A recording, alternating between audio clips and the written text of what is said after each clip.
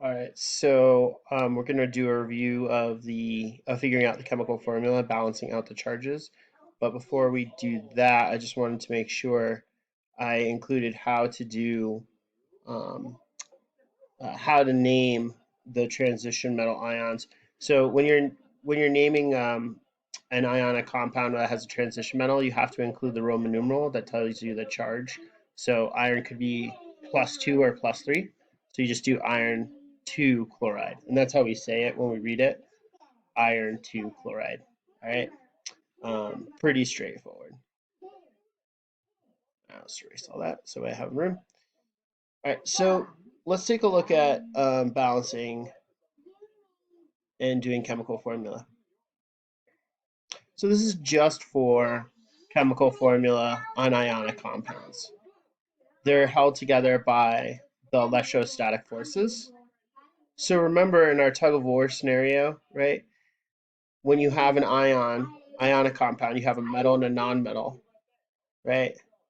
And the pull from the non-metal is going to be so strong that the electrons will transfer from the cation. And the cation is so reactive, it wants to give up its valence electrons. So that's what holds it together. Okay? So you have this positive charge and this negative charge, and then this transfer of the electrons. Okay? So to figure out the chemical formula, I need to know the charge on the ions. So if I have calcium and chlorine, and I look on my periodic table, calcium's in the second column. So it has 2 valence electrons, loses 2 valence electrons, has more protons than electrons, and it ends up with a +2 charge, just like every of these. Chlorine, on the other hand, forms an ion, gains 1 electron, and ends up with a negative charge. Okay? So if I have calcium and I have 2 valence electrons in calcium, and I have chlorine and I have 7 valence electrons, right? When it forms an ion, it needs to gain 1 to get to the -1 charge. So calcium is going to provide that electron.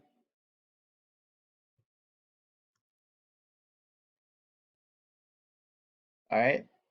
So if calcium provides that electron to chlorine, chlorine now has 8. Calcium loses 1 of its valence electrons, but it needs to lose the other one. So I need another chlorine atom. So now this other electron can go over here. All right. Gained an electron, gained a -1 charge. Lost 2 electrons, gained a +2 charge. Okay. So the other way to think about it is we need these charges to balance out. So -1 and -1, right? So 2 times -1 plus a +2 gives me what? -2 plus +2 gives me 0. So if we just look at the periodic table, right, I can also just figure it out from the charge. I have calcium and chlorine that go together. Calcium forms an ion, has a +2 charge. Chlorine forms an ion, has a -1 charge. Right? I have to have 2, right? So either way, you can draw it out and figure it out that way, or you can write it out as a math problem. But in the end, you always have to get to 0. All right? So now when I write my chemical formula for the ion, calcium, chlorine, 1 calcium, so I don't write any number down here, and 2 chlorine. Okay? Some atoms are just going to balance out, and you should be able to figure that out just by looking at the periodic table, right? Here's all the charges I kind of tried to fill them in. If I have an ion in the first column, that's a +1, and I have an ion in the 7th column, that's a -1, I know that the chemical formula is going to balance because it has that 1-to-1 ratio, because +1 and -1 is going to give me 0. I know that if I have a column 1 atom and then a column 6, -2 +1. So in this case, if I have, let's say, lithium oxide, right? Oops. If I have lithium oxide,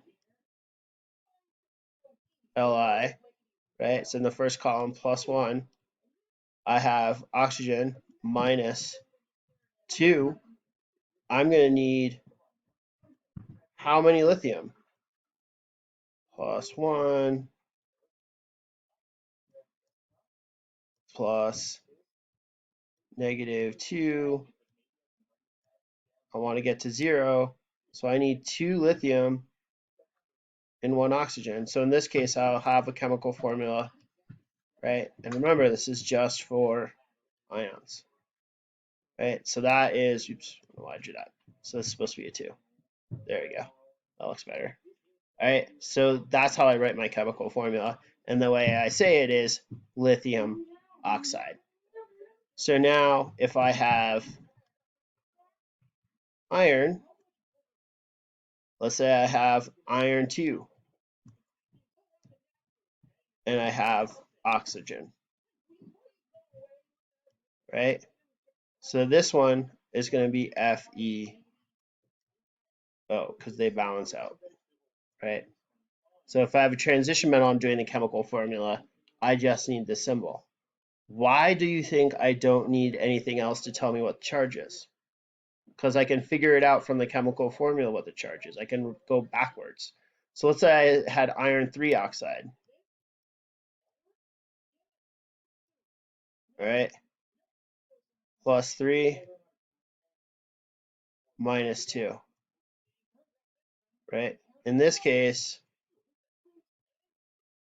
I'm going to need 2 of these and 3 of these, right? That gives me 6 plus -6. So in this case, I have iron Fe2O3, right? 2 different chemicals, right? So you don't need the Roman numerals when you're dealing with the transition metals.